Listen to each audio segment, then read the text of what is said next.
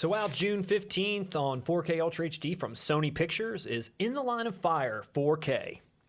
So this film, Russ, has been newly remastered in 4K from the original negative with HDR10 color grading and an all-new Dolby Atmos track, as well as the original theatrical 5.1 and the original theatrical stereo. So you're getting all the sounds for this one.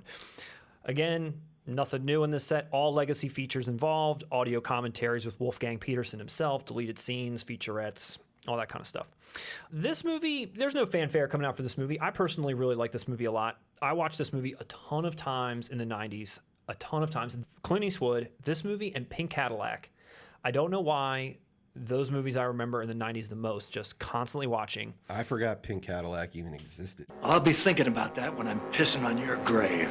And this is a cool Clint Eastwood movie, but again, John Malkovitch, I feel like, is the show stealer here. Was he nominated for an Oscar for this? He was nominated in 1994 for Best Supporting Actor. So you show me some goddamn respect! He completely steals the show. And I think I had only seen him in one other movie before this, and it was called Making Mr. Right. Where I remember that. You remember that? He was so corny in it. He was a scientist that created a robot of himself that then she thinks it's him, falls in love with him. He's destined to fly to, like, I don't know, the moon or Mars or some shit.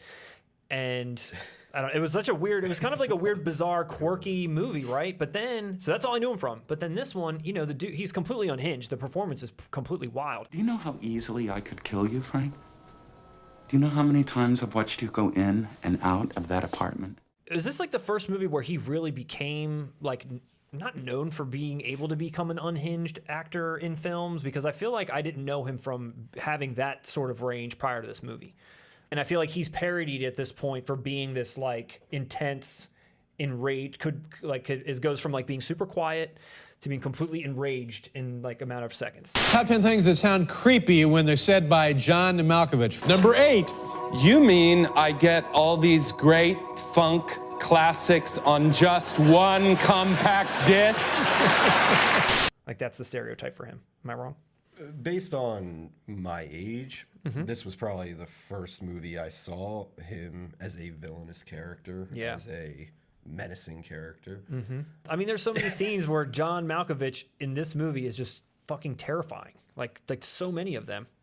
Honestly, I haven't don't know. seen it since it came out. The main thing I remember is the gun he made. Dude, I was gonna say that too. That's the main thing I remember. And he's making that plastic gun. You're kind of not sure what he's doing he's at like first. by a creek or something, doesn't he? That's like the first time he shoots somebody. Why did you kill that bird, asshole? The plastic gun was definitely very memorable. Back to the original art.